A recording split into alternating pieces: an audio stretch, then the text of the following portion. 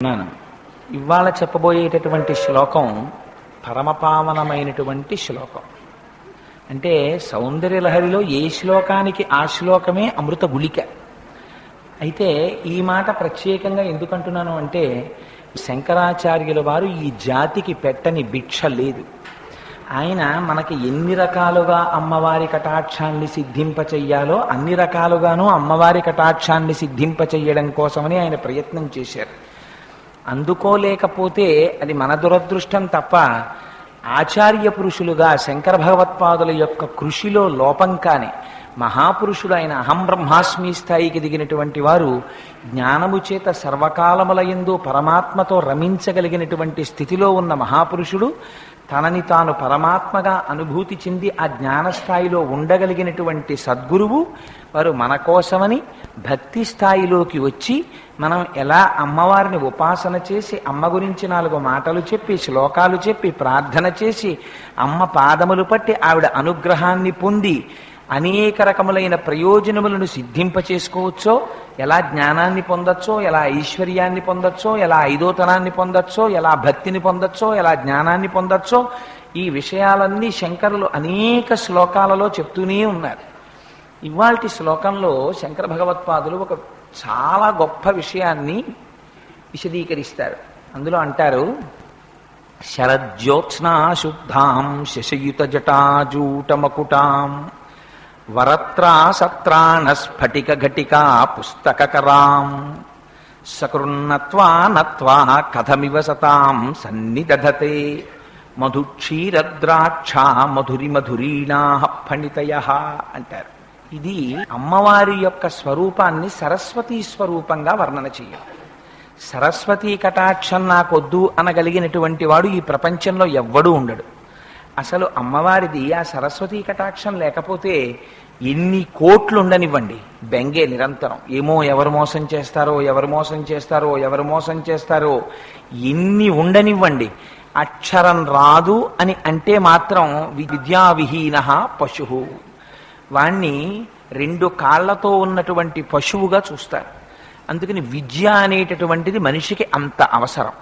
అంత అవసరమైతే విద్య నేర్చుకుందామని ప్రయత్నం చేసేటటువంటి వాళ్ళు అందరూ ఉంటారు. ఎవరికి అమ్మ యొక్క కటాక్షం ఉన్నదో వాళ్ళకి మాత్రమే వస్తుంది. సరస్వతీ కటాక్షం ఉన్నదా, వాడు విద్వాన్ సర్వత్ర పూజ్యతే, అన్ని చోట్ల పూజింపబడతాడు. అందుచేత అది బాహ్యమునందు కావలసినటువంటి లౌకికమైన విద్య దగ్గర నుంచి జ్ఞానము వరకు, పునరావృత్తి రహిత శాశ్వత శివ సాయుధ్యమును మీకు ఇప్పించగలిగినటువంటి జ్ఞానము వరకు అమ్మవారి యొక్క అనుగ్రహం చేత భాషిస్తుంది ఆ జ్ఞానం. ఆ అమ్మని ఎలా స్తోత్రం చెయ్యాలో, ఎలా ప్రార్థన చెయ్యాలో, ఆ తల్లి స్వరూపము ఎలా ఉంటుందో, అందులో మీకు సగుణమైన ఆరాధన చెయ్యాలి అంటే అమ్మవారి యొక్క స్వరూపం అసలు మనస్సులో నిలబడాలి కదా. ఇలా ఉంటుంది అమ్మవారి స్వరూపము అన్నది మీకు పూర్ణంగా ఒకసారి మనస్సులో నిలబడితే కదా. అలా నిలబడేటట్టుగా చెప్పడం కోసం శంకరులు ఎంత గొప్ప శ్లోకం చెప్పారంటే, శరజ్యోత్స్నా శుద్ధాం శశియుత జటాజూటమకుటాం అంటారు. ఆ సరస్వతీదేవి శరజ్యోత్స్న, అమ్మవారు శరత్కాలంలో ఉండేటటువంటి చంద్రబింబం ఎంత కాంతివంతంగా ఉంటుందో అంత కాంతితో కూడినటువంటి స్వరూపము కలిగినదై ఉన్నదట. అయితే ఇక్కడ ఒక చిత్రమైనటువంటి విషయం ఉంటుంది. మనకి అది నిజంగా అలా దేహబంధుత్వాలు ఉంటాయా అంటే, సగుణంగా ఆరాధన చేస్తే వాళ్ళకి శరీరం తప్ప, ఒక ఆకారం తప్ప, లేకపోతే అసలు ఆకారం ఎక్కడది? సగుణ నిర్గుణాసాతు ద్విధాప్రోక్త మనీషిభి సగుణ రాగిభి సేవ్య నిర్గుణాతుర్ విరాగిభి అంటారు దేవీ భాగవతంలో వ్యాస భగవానుడు. మనం కోరికలతో చేస్తాం కాబట్టి ఒక సగుణమైనటువంటి ఆరాధన చేస్తాం. ఆ సగుణమైన ఆరాధన చేసేటప్పుడు ఆ త్రిమూర్తుల మధ్యలో ఒక బంధుత్వాన్ని ఒకదాన్ని చెప్తారు, ఒక వింతైన బంధుత్వాన్ని. బ్రహ్మగారి భార్య అయినటువంటి సరస్వతీదేవి పరమశివుడికి చెల్లెలు, పరమశివుని భార్య అయిన పార్వతీదేవి శ్రీ మహావిష్ణువుకి చెల్లెలు, శ్రీ మహావిష్ణువు భార్య అయిన లక్ష్మీదేవి బ్రహ్మదేవుడికి చెల్లెలు. అంచేత వీళ్ళు ఒకరికొకరు చెల్లెళ్ళు అవుతారు. అవడంలో అన్న చెల్లెళ్ళు ఒక పోలికల్లో ఉంటారు. పైగా ఇద్దరి మనప్రవృత్తులు కూడా ఒక రకంగానే ఉంటాయి. అందుకని ముమ్మూర్తుల మీ చెల్లెలు కదా అంటుంటారు. అందుకని అన్నా చెల్లెళ్ళు ఒక పోలికలో ఉంటారు. పరమశివుడు జ్ఞానప్రదాత. ఆయన శివుడు జ్ఞానాన్ని ఇవ్వడం అంటే శివుడి తర్వాతే. అందుకని అసలు శివుని యొక్క స్వరూపమేది. అంచేత ఆ శివుడు ఎలా జ్ఞానం ఇస్తాడో సరస్వతీదేవి కూడా అలాగే జ్ఞానాన్ని ఇస్తుంది. అందుకని ఇక్కడ శంకరులు అంటారు శరజ్యోత్స్నాశుద్ధాం. శరత్కాలంలో అమ్మవారులో ఉండేటటువంటి చంద్రబింబము ఎంత స్వచ్ఛంగా ఎంత ప్రకాశవంతంగా ఉంటుందో అటువంటి కాంతి కలిగినటువంటి అమ్మ. మనం శరత్కాలం వచ్చేటప్పటికి ఎవరిని ఆరాధన చేస్తాం? శరత్కాలం వచ్చేటప్పటికి ఆరాధన శరన్నవరాత్రులు అని అమ్మవారిని ఆరాధన చేస్తాం. మొట్టమొదట అమ్మవారి పాదాలు పట్టుకుంటే అమ్మవారు తమోగుణాన్ని విరిచేస్తే అప్పుడు అయ్యవారి చేతిలో మనం చెయ్యి పెడితే రజోగుణాన్ని అయ్యవారు విరిచేస్తే వసంత నవరాత్రుల దగ్గరికి వచ్చేటప్పటికి మనం రామచంద్రమూర్తితో కలిసి పట్టాభిషేకం, రామచంద్రమూర్తి యొక్క పట్టాభిషేకంలో ఉండి పుష్పక విమానం ఎక్కి ఉత్తర దిక్కుగా వెళ్ళడం జరుగుతుంది. అందుకని శరత్కాలంలో మొట్టమొదటి ఉపాసన శారదా ఉపాసన. సరస్వతీదేవి యొక్క పేర్లలో శంకరాచార్యుల వారికి పరమ ప్రీతికరమైనటువంటి పేరు శారదా అన్న పేరు. అసలు శంకరులు పెట్టినటువంటి పీఠాల పేర్లు కూడా శారదా పీఠాలే. ఎందుకంటే శృంగగిరిలో ఉన్న పీఠానికి శారదా పీఠం అనే పేరు. శంకరులు సాధారణంగా శారదా శారదా శారదా అంటూనే ఉంటారు. ఉత్తర భారతదేశంలో శారదని శారదా అంటుంటారు. వాళ్ళు శాని సాగా పలుకుతారు. పరమాచార్యులు వారు అన్నారు అది కూడా ఒక విధంగా యథార్థమే అన్నారు. ఎందుచేతనంటే సారమేది జ్ఞానమే. అందుకని శారద జ్ఞానమును ఇచ్చే తల్లి సరస్వతీదేవి. అందుకని ఆవిడ శారద. అదిగో అటువంటి శారద, ఆ శారద ఉపాసన ఎలా చెయ్యాలో ఎలా జ్ఞానం పొందుతారో చెప్పడానికి ఇవాళ ఆ సరస్వతీదేవి యొక్క స్వరూపాన్ని మన ముందు ఆవిష్కరింపజేస్తున్నారు శంకరులు. శరజ్యోత్స్నాశుద్ధాం శశియుత జటాజూటమకుటాం. ఆ సరస్వతీదేవి, ఆ శారదాదేవి ఆవిడ కూడా పరమశివుడు ఎలా అయితే తన యొక్క కొప్పులో నెలవంక ధరిస్తాడో, ఆ చంద్రరేఖని ధరిస్తాడో, కళాభ్యాం చూడాలంకృత శశికళాభ్యాం నిజతపఫలాభ్యాం అంటారు.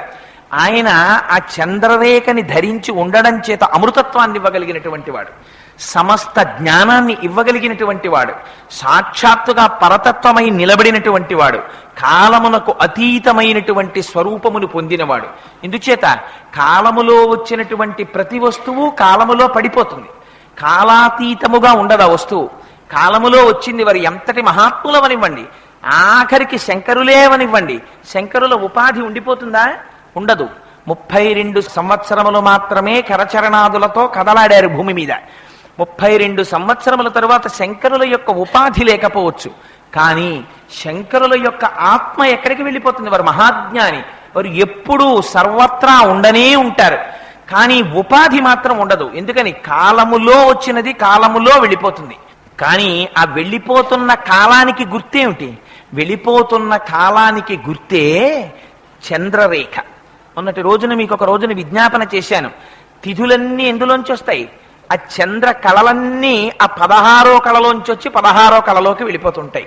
శుక్లపక్షంగా కృష్ణపక్షంగా నడిచేటటువంటి కాలమునకు ఆధారమైనటువంటి చంద్రరేఖ, శాశ్వతమైన కళ ఏది ఉన్నదో ఆ కళని పరమశివుడు ధరించి ఉంటాడు. అందుచేత ఆయన కాలాతీతమైనటువంటి స్వరూపమును పొందినవాడు. కాలాతీతమైనటువంటి స్వరూపమును మనం కూడా పొందాలి అంటే మళ్ళీ పుట్టి మళ్ళీ మరణించవలసినటువంటి అవసరము లేని జ్ఞానము కలగాలి. అదిగో అటువంటి జ్ఞానమేదో ఆ జ్ఞానమునకు శివజ్ఞానమని పేరు. ఆ శివజ్ఞానమును ఇవ్వగలిగినటువంటిది అమ్మవారు ఒక్కరే ఇస్తుంది. ఎందుకని? ఆ అమ్మవారు మాయాస్వరూపిణి. ఆ తల్లి అనుగ్రహము కలగనంత వరకు ఆవిడ జగత్తు వైపు తిప్పుతుంది. ఆవిడ అనుగ్రహం కలిగిందా ఆవిడ శివుడి వైపుకి తిప్పుతుంది. అందుకని జ్ఞానమిచ్చినా ఆ తల్లే, లంపటమునందు తిప్పినా ఆ తల్లే. అందుకే భాగవతంలో అష్టమ స్కంధంలో పోతన గారు అంటారు, లంపటము నివారింపను సంపద కృప చెయ్య జయము సంపాదింపన్ సంపెడి వారి వధింపను సొంపారగ నికెచెల్లు సోమార్థధర. మనం కాలాన్ని శాసించలేం. ఈ కాలము ఉండాలి అంటే ఉండదు మనకి. అయ్యయ్యో పొద్దున్న వెళ్ళిపోయినటువంటి కాలం మళ్ళీ ఒక్కసారి వస్తే బావుణ్ణు, మనకి రాదు కాలం. కానీ ఆ కాలము భగవంతునకు వశమై ఉంటుంది. అందుకే ఆ కాలము భగవంతుని యొక్క నడకయే కాలముగా ఉంటుంది. అందుకే పోతన గారు శివుడంటే ఈ కంటితో చూసేటటువంటి స్వరూపమని అనుకుంటున్నావేమో, శివుడంటే ఏదో నువ్వు ఊహించినట్టుగా మెడలో పాములు వేసుకున్నవాడు, చంద్రవంకం ధరించినటువంటి వాడు, జటాజూటం ఉన్నవాడు, నాగాంబరములను కట్టుకున్నటువంటి వాడు, విభూతి పూసుకున్నవాడు ఆయన శివుడు అనుకుంటున్నావేమో. అసలు జ్ఞానము చేత దర్శించినప్పుడు శివుని యొక్క స్వరూపం అంటే ఎలా ఉంటుందో తెలుసా అని నిర్వచనం చేశారు పోతన గారు. అగ్నిముఖంబు పరాపరాత్మకమాత్మ, కాలంబు గతి, రత్నగర్భ పదము, శ్వశనంబు నీ యూర్పు, రసన జలేషుండు, దిశలు కర్ణంబులు, దివము నాభి, సూర్యుండు కన్నులు, శుక్లంబు సలిలంబు, జఠరంబు జలధులు, చెదలు శిరము, సర్వౌషధులు రోమచయము, శల్యంబులద్రులు, మానసమృతకరుండు, ఛందములు ధాతువులు, ధర్మసమితి హృదయము, ఆస్యపంచకముపనిషదాహ్వయంబు, అయిన నీరూపు సదసత్వమై శివాఖ్యయై స్వయం జ్యోతి అయ్యొప్పు ఆజ్యమగుచు అన్నారు పోతన గారు. అదిగో అది పరమశివుని యొక్క స్వరూపం అంటే.